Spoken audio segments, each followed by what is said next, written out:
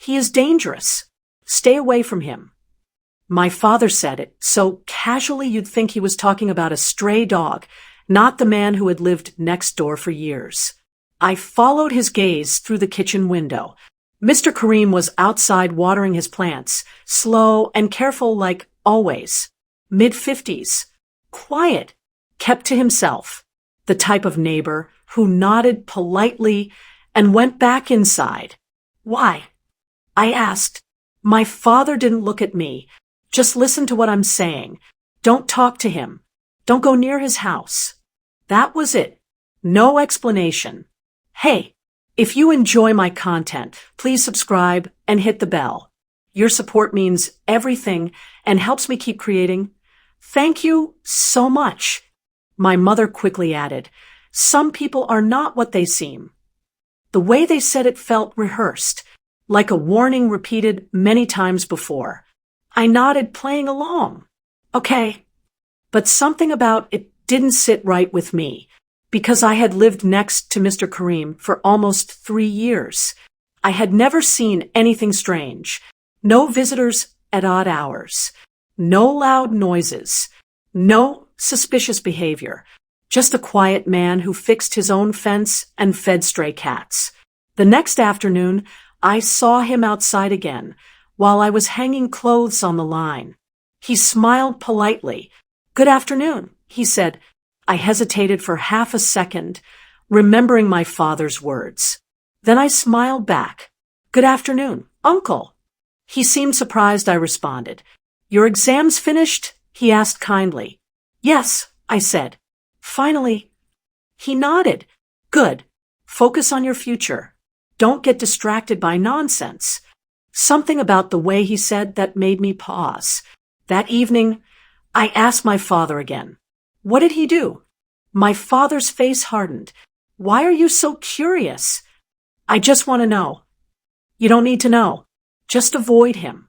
That answer made me more curious. Over the next few days, I acted exactly how they expected. Obedient, uninterested, careful. But I started paying attention. I noticed my father got tense whenever Mr. Kareem stepped outside. I noticed he watched him through the curtains. I noticed my mother quickly changed the topic whenever his name came up. One night, I overheard my parents arguing in low voices. She's old enough to figure it out. Don't bring this up again. What if he talks to her? My name was mentioned. My heart started beating faster. The next morning, I saw Mr. Kareem fixing his gate. I walked over casually. Uncle, do you need help? I asked, pretending innocence. He looked startled. No, it's fine. I stood there anyway. My father says you're dangerous. He froze. The screwdriver slipped slightly from his hand. Your father said that, he asked quietly. I nodded. For a long moment, he didn't speak. Then he sighed, like someone carrying a weight for too long. I wondered how long it would take, he muttered. Take for what? He looked at me carefully, like deciding something important. Does your father ever talk about where he worked before moving here? I shook my head. Does he talk about why we stopped speaking? I blinked. You two knew each other? He gave a small, tired smile. Knew each other? Your father and I worked together for 7 years. My mind went blank. That wasn't possible. My father had always said he moved here for a fresh start and didn't know anyone in the area. I stared at Mr. Kareem, my thoughts racing. If you really want to know why he calls me dangerous, he said gently, you should ask him what happened at the old office. And suddenly, I understood. This wasn't about him. This was about my father. And he was afraid I would find out. I spent the next few days pretending to be naive, just as my parents expected. I smiled when my father warned me not to talk to Mr. Kareem. I rolled my eyes when my mother said, some people are not what they seem. I even made little jokes about staying away from dangerous neighbors, giggling as if I were clueless. But behind that act, I was paying attention. I watched Mr. Kareem closely when he went about his routines. He never acted suspiciously. He greeted neighbors politely. He watered his plants, fed the stray cats, and even helped Mrs. Ahmed carry groceries once. Every interaction I observed contradicted my father's warnings. One afternoon, I casually walked past his house, pretending to check my phone. I noticed a small plaque by the door, engraved with a name I recognized from a local news article, Kareem Shah, former investigative journalist. My pulse quickened. That explained the guarded demeanor, the precision in his movements, the quiet confidence. I realized something crucial. Mr. Kareem wasn't dangerous at all. If anything, he was smart, cautious, and skilled, someone who had probably learned to anticipate threats, which meant my father's warning wasn't about him. It was about something else entirely. That evening, I cornered him when he was checking his mailbox. "Uncle, my father says you're dangerous," I said, innocently pretending ignorance. He froze, then slowly smiled, the kind that hinted at knowing more than he let on. "Your father said that?" he asked quietly.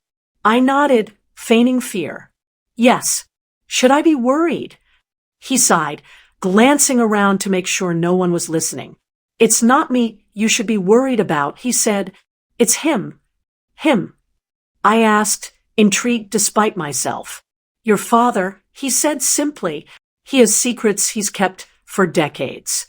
Things he did before he moved here. Things he's afraid you might uncover." I frowned, my mind spinning. My father? Dangerous? It sounded absurd. Yet Mr. Kareem's calm certainty was unnerving. "Why are you telling me this?" I asked. "Because you're smart," he said, "and you notice things. You're curious. Exactly the qualities your father fears." I realized then that my act of naivete had worked perfectly. By pretending to be the obedient, clueless girl, I had lowered my father's guard. I could now observe, question, and gather information without him suspecting. Over the next few days, I subtly coaxed details out of Mr. Kareem. Not about himself, but about my father. His past employment, certain incidents that had left marks on his character, the subtle ways he manipulated situations to control people around him. Each piece, I learned, painted a different picture of the man I thought I knew. It was becoming clear that my father's warnings were a manipulation designed to keep me away from the truth. The danger he claimed existed wasn't in my neighbor. It was in the father I trusted. By the end of the week, I had enough understanding to act. I continued to play the naive girl, but inside, I was planning. Carefully, methodically, and when the right moment came, I would reveal what I knew, not recklessly but strategically, because the real danger wasn't Mr. Kareem. It was the secret my father had been hiding, and I was finally ready to uncover it. The next weekend, I invited Mr. Kareem for tea, still acting innocent. My father watched nervously from the porch, frowning at our conversation. I smiled politely, asking casual questions, letting him reveal just enough.